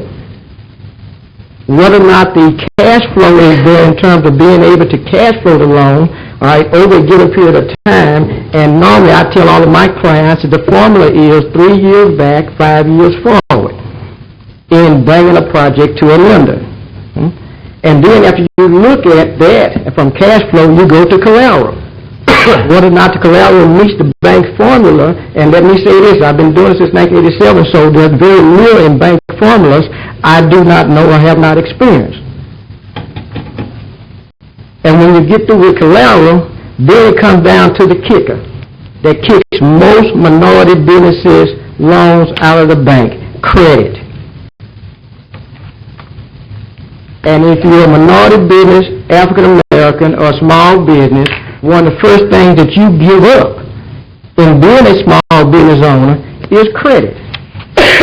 Because you have a challenge going in because of a lack of funding to move your business forward. And because of lack of funding, you go through different times. And yes, Commissioner, there are, because what I do with all of my clients, I let them know that if you explain a credit situation, we may be able to get by it. But I would like to hope from this, and I also heard Mr. Thibodeau concerning that the Commissioner's interest is in the stability and the stableness of the bank.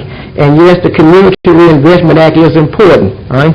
But I hope that we can come out of this, not only in terms of what you need, but what the community needs in reference to these bankers. Now that we have these 5 largest banks or banks in the Caddo Parish area together, that we can somehow, with them, under whomever leadership, okay, from the Commissioner Jenkins, or the African American Chamber, or whomever, that we be able to bring these banks together to sit down and talk about how, all right, how we can formulate a plan to help businesses. And yes, and I'm not talking about $50,000 loans, all right, or micro enterprise program, okay? All right. I'm talking about businesses who can't afford a $200,000 loan or a $500,000 loan or even a $1 million loan. And we have done loans from $35,000 to well over $1 million. So we're very clear in understanding the structure of a loan. All right? But I hope that from this, and I hope this commission would see fit to take the lead role in getting these banks to come together under some umbrella to talk about how we can do loans in support of the minority businesses and small businesses. Thank you. Thank you, Mr. Henson. Mr. David Handy.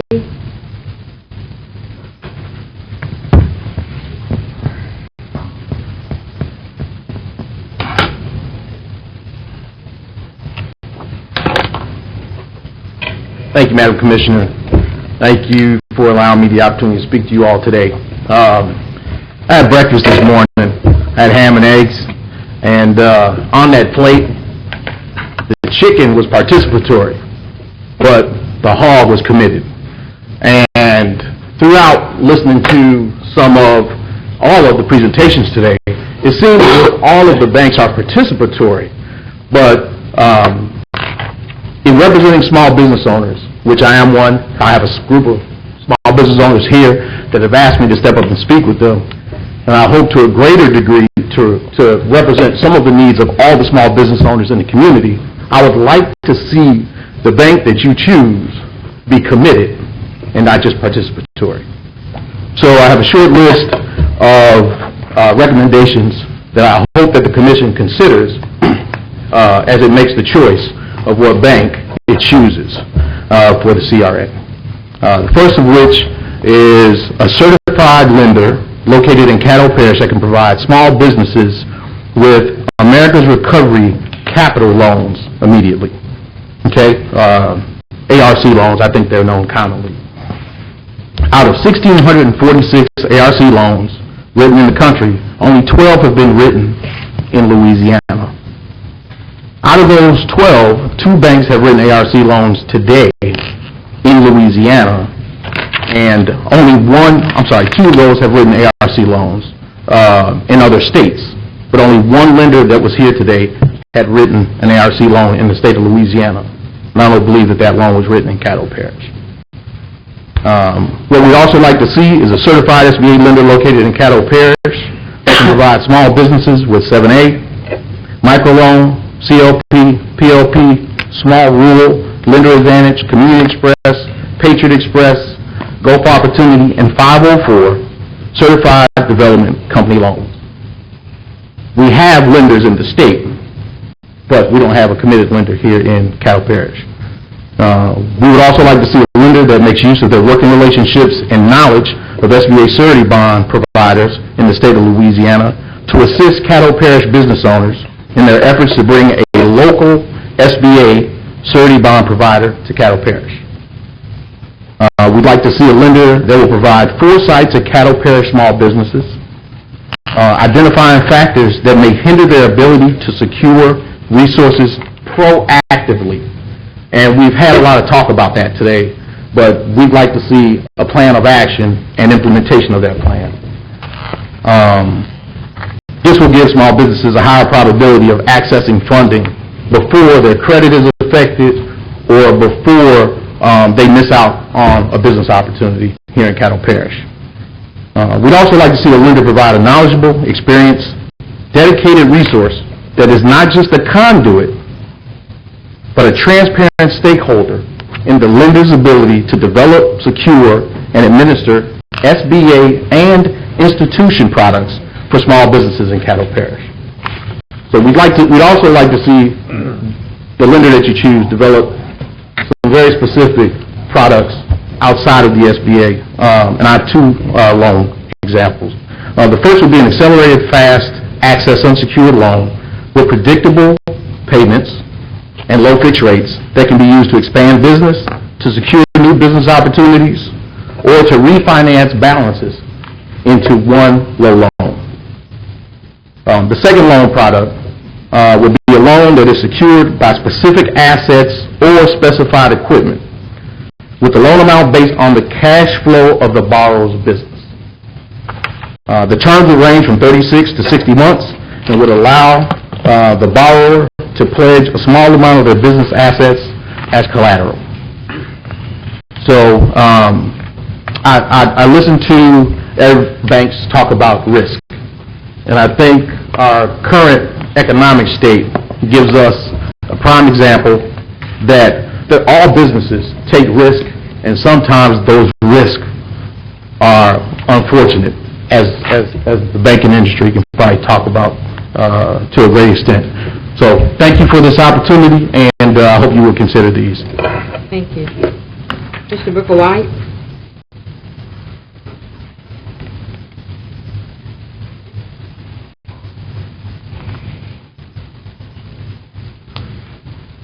Good afternoon. Good afternoon. Name and address for the record. Booker White. Madam President, is it possible to pass a handout to each of the commissioners if that's possible? Give it to that beautiful lady over there in the black suit. Beautiful lady. I don't know if I can Get more copies to the board at a later date. At the However, school board meeting and all of that, but we have Ma'am. shorter. I know you're used to being at the school board meeting, we have shorter meetings. we hope. Well, some of you know, my name is Booker White. I'm chairman of the board for the Shreveport Bossier African American Chamber of Commerce. And as you are seeing the document being passed around to you, it's something that I came back across. Because you know, as time goes by, we tend to forget maybe something that we've read or seen or already know about. So you've heard several different speakers talk about how to help small businesses and what could be some opportunities to help them grow and prosper and different solutions and ways to help them. But what I want to do is just share with each of us here today maybe a history lesson for maybe just a few, or possibly just maybe remembering all over again of something that truly is a very important part of our society here in this free country. And I don't want to start it until each one is received, and I believe he's about to get it now. All right. And it's so important, I'm going to quickly read it, so please follow along with me as I read it. Hold on. You're How many gonna read minutes this do I article? have, madam? You're going to read this article, or you just want to... I can, I don't have to, but how many minutes do I have? No, Or how many minutes can you give me? Summarize your comments. We'll read it. Okay. Well, I will summarize my comments that are on this document, which was published in national newspapers throughout the country.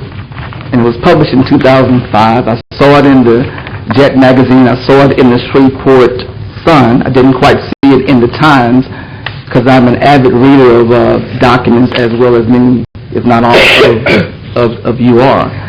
But you all have the power today, well, not to do it today, but you have the power to establish an ordinance. And that ordinance would be to hold any bank and even any company that does business with the parish commission to require of them to let you know of any connections that they have with slavery. This document before you is something that occurred with the city of Chicago. And out of it came a program called Smart Start Louisiana, where J.P. Morgan Chase appropriated $5 million due to the fact that they had some ancestry banking institutions that had direct connection with slavery all the way from 1831 up until the Civil War days, where over 13,000 slaves, African slaves, black folks. And then it also showed that over 1,200 of those slaves had to be turned back in because of some loan defaults. So I want us to be reminded, commissioners, that at the root of everything that's happening with the discrepancy among levels of income and prosperity or those that have not is the fact of in the early days when many of us that might look like me could not buy property, you could not own property. In fact, at one point you couldn't even learn how to read. So there are so many years of separation between the opportunity level to whereas today we come and we talk about CRA, we talk about safety and soundness and return to the commission. Well, it's just as important that you as a commission seriously look at not as something up under, but just as important that you look at the investment in what's outside of this commission room. Because in your neighborhood, where your kids go to school and all around us are pockets of people that are in need, that are struggling. And it's so easy to say, oh, he ought to get a job. He ought to get off his lazy butt and do what I did. I made it the easy way. Well, you know what? I don't come from a rich family, but, you know, my parents did the best that they could, as well as all of our parents. But the fact of the matter is, when you're not able to purchase land or own land, and when you are not able to start a business, that carries over to everything that you do in life. So as I summarize that, I just want all of us here to know that in light of all that has been said by every speaker prior to me, it's all well and good. But I often like to take a different approach and look back at the beginning. So as you look at that, please focus on making sure to exercise your effort and your rights and your ability as commissioners to follow the lead of the city of Chicago and possibly the city of New York City in establishing an ordinance that simply states that any bank or any company that you choose to require so that they disclose their connection with slavery, and that will help in the monetary value of several small businesses throughout Caddo Parish. Thank you. Thank you. Save this lawyer for last, even though I'm not sure. Or bootleg lawyers. Anthony Hollis. Not him, but I'm saying some of the other ones that have come. That's a legitimate lawyer. Oh, yeah, this is a top SB lawyer here. He's the one How are you doing? Madam President, Ladies and gentlemen of the Commission, my name is Anthony Hollis. I am an attorney. I am a member of the Board of Directors of the Shreveport-Bossier African American Chamber of Commerce. I'm here to comment today about your impending decision as to which institution will be the depository of your funds. Clearly, you all are the stewards of the monies generated by and on behalf of the citizenry of Caddo Parish. And certainly, you have an obligation to deposit your funds in an institution that has sound banking practices and one that will provide a return on your investment. But I submit to you also that investing in our community is not only good business sense, but it's a moral absolute. In these hard economic times, there are many sectors of our society that are trembling at the prospect of losing wealth. At the same time, our urban centers, our rural areas are crumbling. And whereas many sectors of society will make a comeback and realize prosperity, it may very well be too late for our communities if we don't act on the age of innovation, of creativity, in reinvesting in our communities so that they can thrive once again. There are many institutions throughout this country that pay lip service to the Community Reinvestment Act. I need not belabor that point. What I suggest to you is that one consideration you should make is whether the repository of your funds will be a true community partner. We're living in hard economic times, but isn't that the mother of creativity, of innovation, of invention? Isn't that the catalyst of community reorganization, revitalization? We must ask that of anyone, any institution that requires something of us. Those institutions that gave presentation to you today are requiring of you to deposit your funds in that institution. What will you require of them? It is the money of the citizenry of Caddo Parish. Should some of it not be reinvested into that very community? Should not some of it be utilized to revitalize our community? I submit to you it makes sound business sense to revitalize our communities, because our communities will cease becoming tax dependent and those individuals will become taxpayers. Those institutions will become taxpayers and our community will prosper. I'm asking you today to consider that. Among your other considerations, certainly you will consider whether the institution in which you're going to deposit your funds is a sound institution. Certainly you will consider whether there will be some return on your investment. But I ask each and every one of you, what else will you consider? Will you consider the citizenry of Caddo Parish?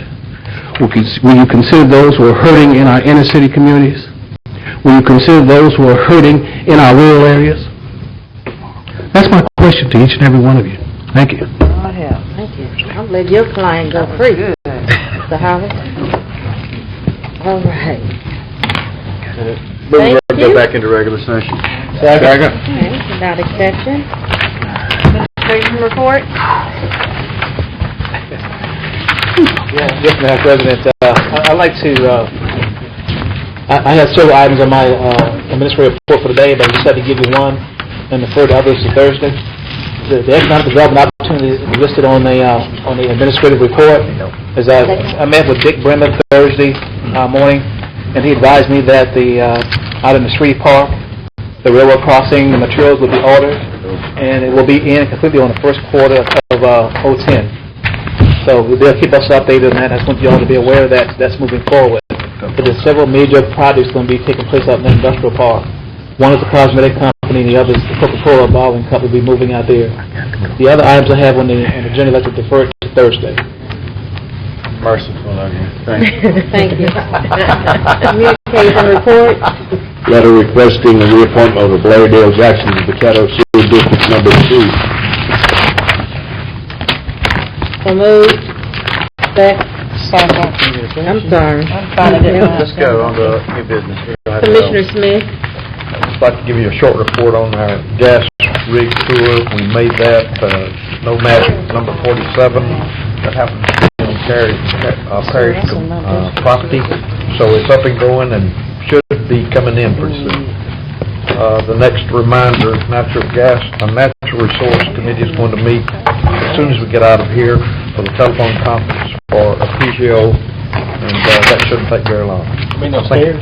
Yes, sir, upstairs, and I think it's set for 6, is that right, Mr. Grubbs? Set for as soon as y'all get up. Okay. Appreciate it. Thank you. Old business, Have none on the agenda. next item. New business, ordinances for introduction, ordinance 4913, amendment, Economic Development Fund, $10,000 for Louisiana State Fair. Move to Thursday. Second. Commissioner Thibodeau. Then Globo ordinance number 4913 through 4920 to Thursday. Second. Any discussion? Please vote. What time is it called? Push one more time, Commissioner McCall. Thank you. Next item. Select fiscal agent, that's moved, that'll be on the Thursday agenda. So moved. Second. Any discussion? Please vote. That passes. Next item.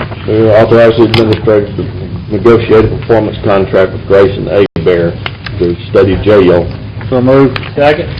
Moved by Commissioner Cox, second by Commissioner Thibodeau. Any discussion? Commissioner Jenkins? I want to be certain on this. Is this, is what we're doing here, are we authorizing the administrator to actually retain this company to do the work, or just negotiate? This is to retain it, actually retain them to do it? Yes, sir. Commissioner Pearson? Wants to answer your question, I believe. Yes, we had sent out proposals to 3 companies. I think you might have received that, and there may have 2 companies replied. Yeah. And the company who we going with is a company that I think came to us from Baton Rouge and spoke with us about it. The other company from North Carolina was twice the cost of this company. And so I think it's important, well, the committee thought it important that we get out front on this so that we can make sure we do due diligence in finding out what our needs are in regards to the jail. And this doesn't in any way commit anything anybody's concept of building a jail. It's just deciding the needs assessment as to what we're going to need in that regard, and then the sheriff is going to chip in $10,000 as well. So that makes it a real cooperative or collaborative effort. So that's our recommendation. I mean, I'm a vote to move it to Thursday, but I do recall when this first came up, I had some concerns because this is mostly a space study, how much space you need. And I thought that at some point someone was going to come back and give us some information about such things as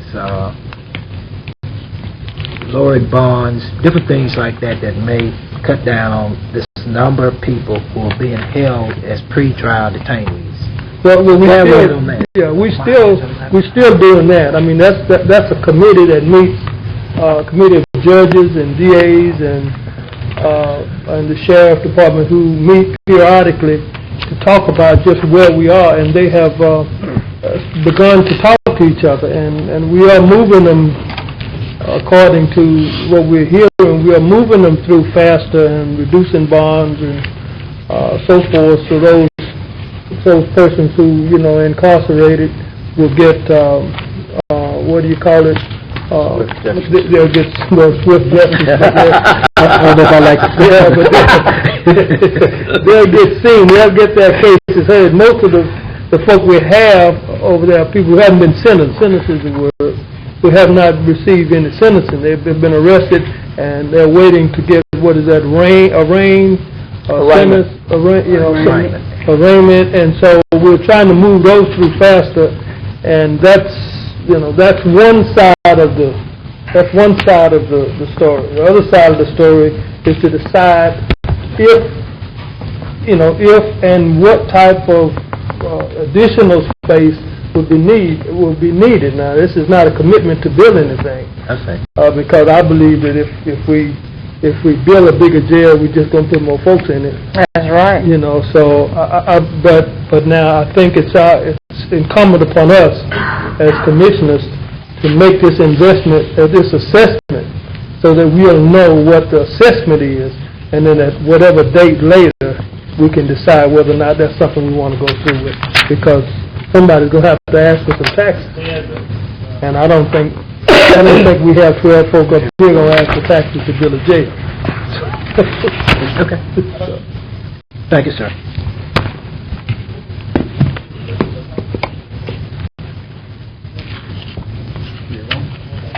Okay, Commissioner Cox?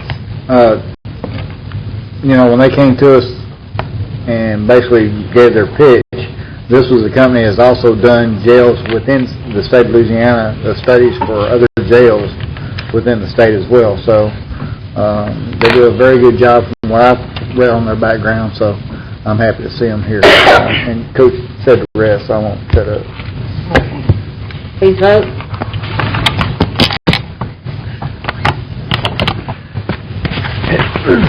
Passes. Next item. Authorize funding for commissioners to attend forthcoming NOBCO Executive Board meeting. So moved. Moved by Commissioner Baker, second by Commissioner Pearson. Any discussion? Commissioner Pearson? Well, this is just something that, Commissioner, you approved last year for Commissioner Lynch and myself to attend. Not sure whether or not we'd like a permission to attend, but not sure at this point whether or not I'll be going, because that's the same day that we're having a retreat. One of those days we're going to have a retreat, so I'm not sure, but we'd certainly like to have the permission to do so. Commissioner Escudé? Oh, Carl, I don't mind if you go, but I don't want Stephanie to go. Just as a note, we're busting our travel budget here. I'm not going to get in the way of it, but we're there. Thank you. Please vote. Passes. Next item. Withdraw the LCDBG application for Waterworks District 1 and give it to Lakeview Waterworks District. So I move to Thursday. Second. Moved by Commissioner Thibodeau, Commissioner Dominique, second by Commissioner McCullough. Any discussion? Yes. Commissioner Dominique? I sent you guys all an email, but basically, to make a long story short. Yeah, we read it. Everybody understands the reason, so we're going to go with it. Thank you. Please vote. Well, Sam killed me. Next item. Make sure you understood. Sam killed me. Authorize all city board. Next item, Mrs. Spears. Authorize Mayor Chip Dickey of Wall City and Mr. Garland K. on the Governor District number 1 to address the commission on Thursday. Move to Thursday. Second. Moved by Commissioner Dominique, second by Commissioner Jenkins. Any discussion? Please vote. That passes. Next item. Special resolution of congratulations to U.S. Fire Marshal, Fire Administrator Kelly and Cochran. So moved. Moved by the chair, second by Commissioner McCullough. Any discussion? Please vote. This bigger than me. Passes. The rest is constant agenda. Entertain a motion to